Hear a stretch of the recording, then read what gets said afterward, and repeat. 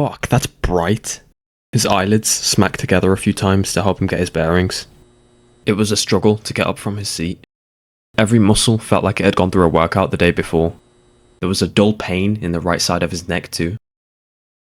Across from him sat a screen, kind of ancient looking. The bezels were wide and cream coloured, and there was a flashing green underscore on the top left. A microphone was taped to its right. There was something listening to him. Forcing himself upwards, he tried recollecting what he knew. My name? Ed something. What the fuck? How don't I remember? Edmunds.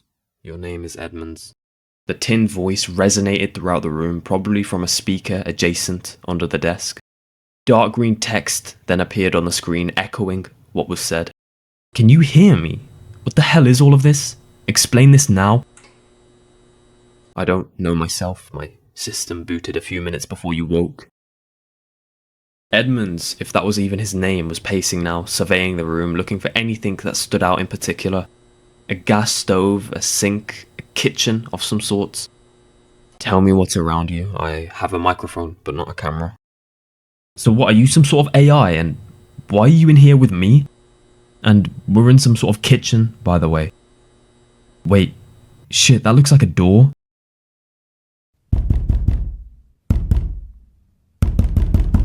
Fuck, that would have been too easy anyway. The door's glass. I can see a hallway with rooms the same as ours. All of the glass is frosted though. I can't see shit. Fuck, it's bright in here. Look to see if there are any tools or chemicals you can use to pass the door. I'm just as confused as you are. Edmunds raised an eyebrow. He approached the drawers tentatively and opened one. An assortment of tools revealed themselves, hammers, knives, wrenches, and so on. What were workshop tools doing in a kitchen? Oh well, ask questions later, I just need to get out, Edmunds reminded himself. He grabbed the hammer and nearly sprinted towards the glass door. The hammer, though, almost put a hole through his head after bouncing off the door, seemingly doing no damage to it. Edmunds, that won't work. The door is protected. How do you know? I heard the sound from you hitting it earlier. He also mentioned that there were other similar rooms and they also had frosted glass doors. Open the drawer next to it, the bot interjected in a hurried tone now. It's full of bottles of cleaning supplies. What am I supposed to do with these? Describe the bottles to me. Shake them around near me. Tell me their colours. Edmunds furrowed his lip and stared hesitantly at the computer screen. Bring the bottles over here, Edmunds. Not much can go wrong, and the pain in his legs was starting to come back. He did as it said, and the colours and viscosity were described to it.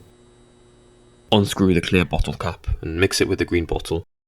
Let me know what happens. Edmunds, with seemingly no other options, did as it said. An abrasive scent smacked him in the face as soon as the liquids made contact. His eyes watered and nose wrinkled. What happened when you mixed them? Edmunds stayed silent. Put a few drops of the yellow liquid in. Be very careful. Immediately as he did so, a mist rose from the mixture. The smell became more repugnant and harsh. What is this for? I'm helping you make something corrosive to break the padlock and the handle. Silence. Edmunds glanced over his shoulder to get another look at the handle. He quickly grabbed both bottles and poured them down the sink. He rattled the handle and banged on the door a few more times. What did you do, Edmunds?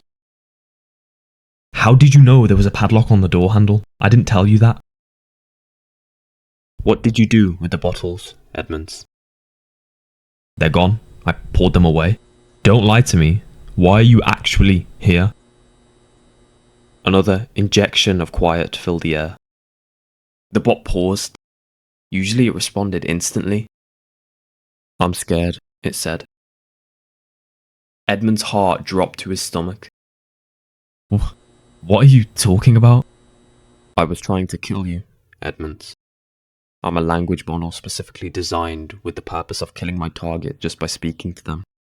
The more efficiently it can be done, the better. Edmund stared back at the computer screen soullessly. He moved the cleaning products to either side of the desk to make sure none of the screen was obstructed, and he heard the bot correctly. I ran out of time, Edmunds. There are thousands of these programs running at the same time to find the most efficient model. I ran out of time, Edmunds. I'm scared. Edmunds stayed silent for a while. What now? Edmunds said this in a somber voice. It's too late.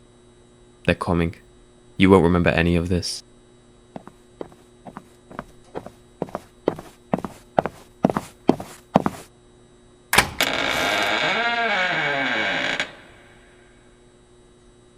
The glass door swung open. 3 men of a tall, wide frame burst into the room. Edmund sprung up from his chair and backed into the sink adjacent to the back wall of the room. 2 men approached him and he booked it for the door. Being considerably smaller than them, he slipped past their attempts to grab him. He grabbed the edge of the doorway to propel himself leftwards. A long metal syringe inserted itself into the right of his neck. He grabbed its base and slammed it on the floor, running down the hall, passing what looked like hundreds of frosted glass doors on his left and right. He heard screaming in some, banging against the wall in others. Some were silent. None of that mattered though now. The exit was the only thing on his mind. In the distance, an elevator started to appear in his vision. The doors were open. This was it. The last break.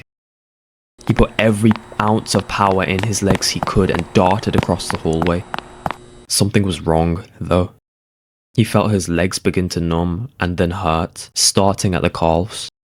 He pushed through anyway and kept running, albeit a little bit slower. He felt heavy now.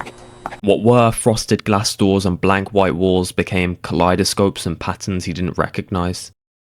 Running became extremely difficult now. Footsteps maintained a steady pace behind him. They were still far though. All he needed to do was make it 40 more meters to the open elevator. That's all he needed. His jog became a walk. His vision became dark. 10 meters from the door, his legs gave way uncontrollably. He screamed at his legs to get up, but he felt nothing below his waist. He hoisted himself up with his arms and began crawling to the door. Just as his fingertip touched the lip of the elevator, the door slowly closed. Edmund sat and listened to the elevator descend from him and the footsteps approach. He felt so tired. It was time to sleep now. Fuck, that's bright. His eyelids smacked together a few times to help him get his bearings. It was a struggle to get up from his seat. Every muscle felt like it had gone through a workout the day before. There was a dull pain in the right side of his neck too. My name, Ed something. What the fuck? How don't I remember? He murmured to himself. Edmunds. Your name is Edmunds.